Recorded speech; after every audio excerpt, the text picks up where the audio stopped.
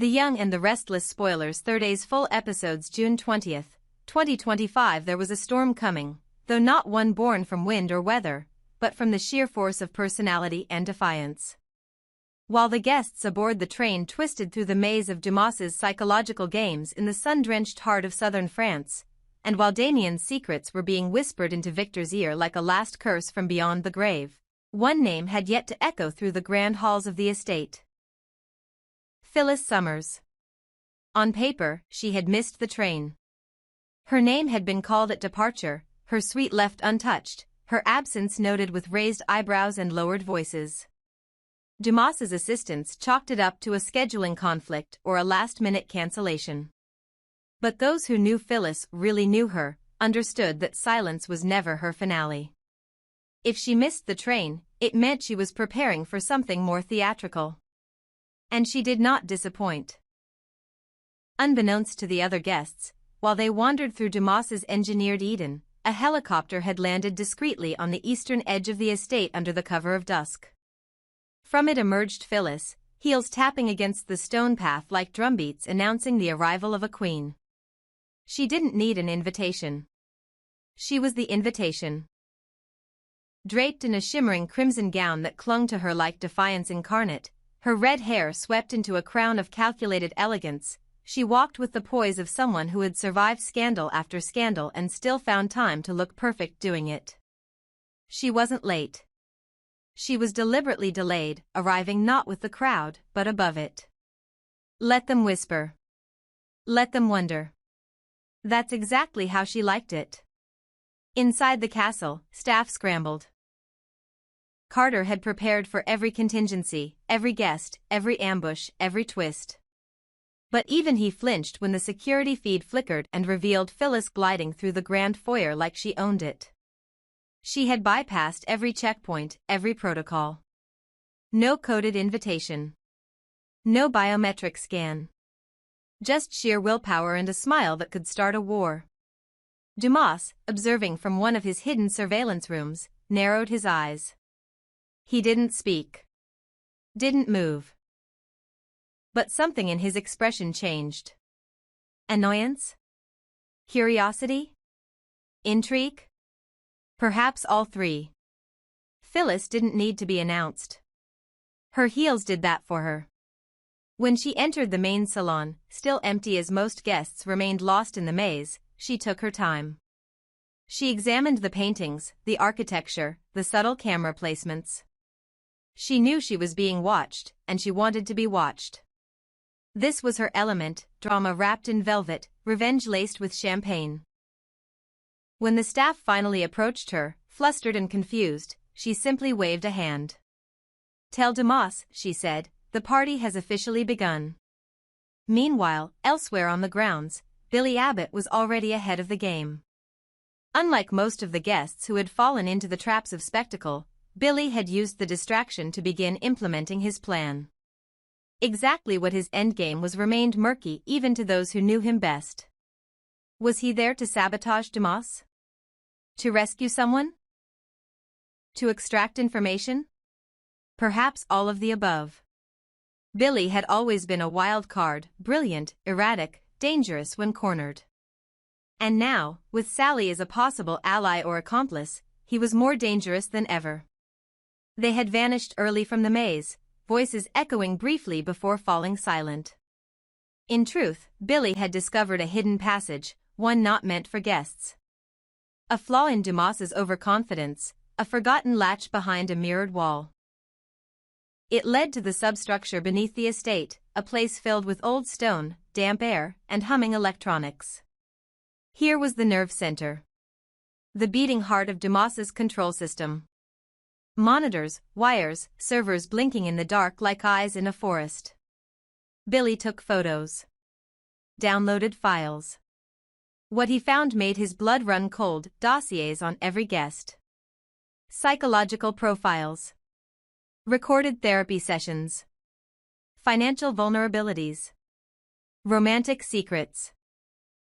And at the center of it all, a file marked Summers, Contingency Alpha. Phyllis. Even in her absence, Dumas had planned for her. Feared her. She wasn't just a guest. She was a variable. One that could ruin everything. And as if summoned by that revelation, Billy turned a corner and nearly collided with her. Phyllis stood there, perfectly unbothered, arms crossed, lips curled in a knowing smirk. "Nice place," she whispered. "You break it, or should I?" Together, they returned to the surface, eyes locked not on the guests, but on the walls themselves. They knew Dumas was watching. They just didn't care. If anything, they wanted him to.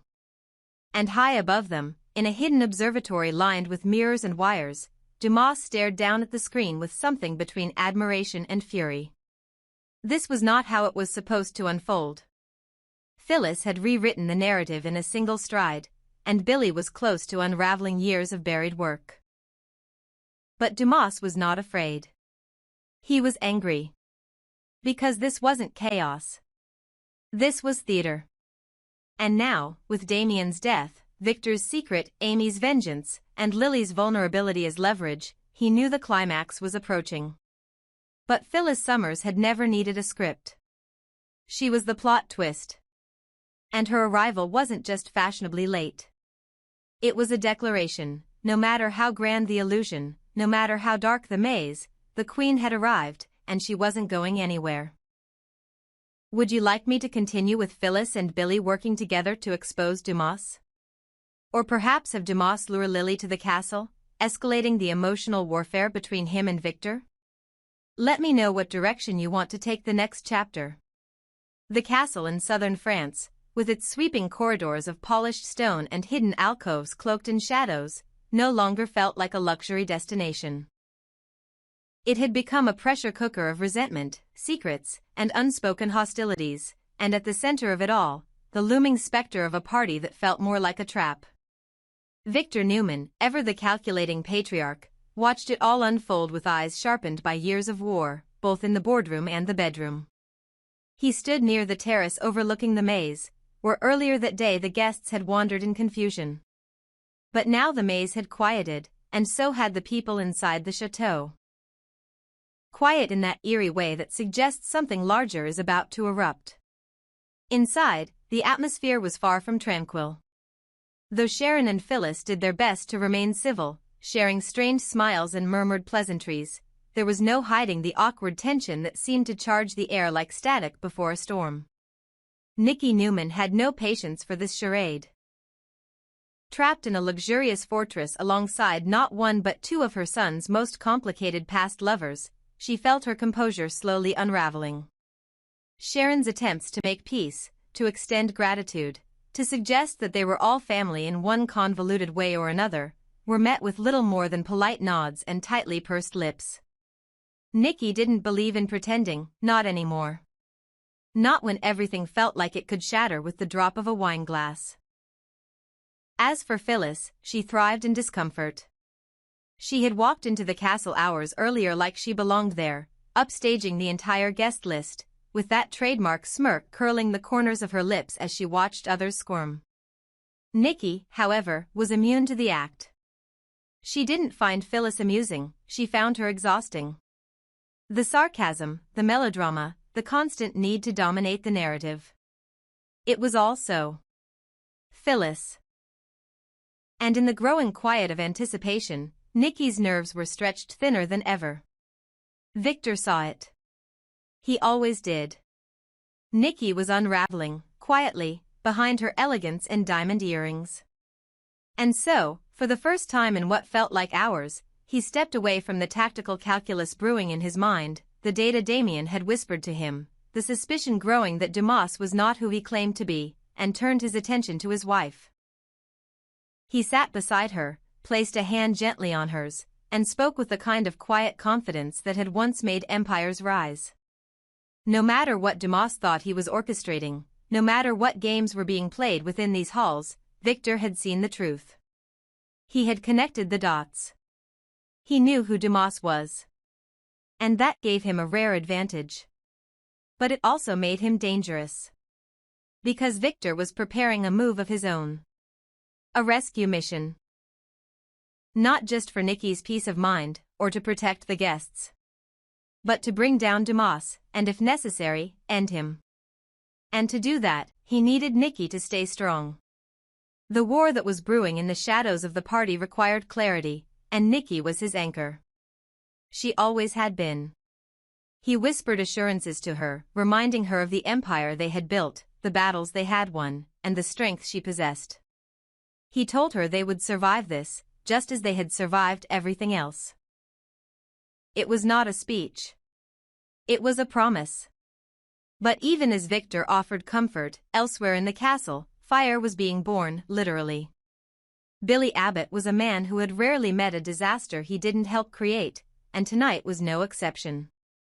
Deep within the castle's aging corridors, past a door no guest was meant to enter, Billy lit a small flame, his eyes wild with adrenaline. Sally Spectra had found him just minutes earlier, her voice low but urgent, warning him that now was not the time for impulsive theatrics. But Billy had already decided. He wasn't just going to expose Dumas, he was going to force his hand. He believed that destruction was the only language people like Dumas understood. And if he had to start a fire, literal or metaphorical, to draw out the truth, then so be it. Sally tried to reason with him, to talk him down, to remind him that there were people upstairs, innocent people. That Phyllis was wandering the halls, that Nikki was fragile, that Sharon was trying to hold everyone together, that Victor was ready to erupt at the smallest provocation. But Billy didn't listen. He dropped the match into the trash bin, watched the flames climb, and whispered that the party was about to truly begin. And upstairs, as the scent of smoke began to subtly curl through the floorboards, Dumas, hidden in his surveillance chamber, watched it all unfold with an icy smile. He knew every inch of the castle. Every vent. Every emergency exit. Every weakness. He let the fire spread, just enough to cause chaos, not panic. Just enough to crack the facade of elegance that had been draped over so many fractured relationships. And as the flames licked the lower walls, and guests began to murmur in confusion, and staff moved like ghosts to find the source, Dumas prepared for his grand entrance. Victor, sensing the shift, stood tall again. The time for calming Nikki had passed. The time for war had come. And in the far hall, Sharon reached for Nikki's arm. This time, the older woman didn't pull away. Because they both understood something unspoken, this wasn't just a party. It was a battlefield. And the final dance was about to begin. Shall we continue with Dumas's entrance into the burning castle? Or would you like to explore Victor's plan to trap Kane using Lily, or Sally's attempt to save Billy from his own destruction? Let me know how you'd like to unfold the next explosive chapter. The decision had been Adam's and Adam's alone, though he knew very well it would ignite a war he wasn't fully prepared to fight. Still, in a rare moment of clarity and self-direction, he chose not to run the series of incendiary articles his father had demanded. Articles that were meticulously written to destroy Billy Abbott's credibility piece by piece, article by article, until there was nothing left but ashes. The draft headlines had been brutal, some of the bullet points practically venomous. But Adam had paused before hitting publish. And in that pause came the realization that he was tired. Tired of being the Newman's son Victor used to do his dirty work when the others refused, tired of being complicit in vendettas that served no greater purpose than feeding the old man's ego. For once, Adam wanted to make a choice that wasn't about revenge or validation. And so, he shelved the campaign. Chelsea had been standing nearby when he told the editorial team to pull the plug. She hadn't said anything at first. Just exhaled slowly, a breath of relief so palpable it softened the tension in the room. She'd been dreading the smear campaign, not because she cared about Billy's image, but because she knew how destructive the fallout would be. It wouldn't just taint the company, it would taint Adam. And whatever fragile balance they had found between them, this strange collaboration that had turned into something approaching trust, would be lost. But in that moment, seeing Adam choose restraint over retaliation, she felt something shift. Maybe, just maybe, Adam was capable of changing. Of resisting Victor.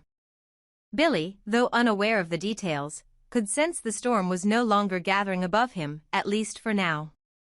For days, he had prepared for the onslaught, anticipating an all-out media blitz designed to bury him. His legal team had been on high alert, his PR manager working overtime to brace for impact. But the silence that followed the deadline was deafening. No articles. No accusations. Nothing. It was too quiet. And quiet, in this family, was never a good sign. What Billy didn't know, but would soon suspect, was that Victor had given Adam a deadline. A firm, immovable line in the sand. And Adam had crossed it. Without apology. Without explanation. When that deadline passed and the hit pieces never appeared online, Victor's fury ignited with the slow, simmering precision of a man who didn't explode. He calculated his revenge. First came the missed calls. Then the text messages. The voicemails grew increasingly aggressive, each one more clipped and cold than the last. "You had one job," Victor hissed into the recorder, his voice like gravel scraping glass. "You've made your choice."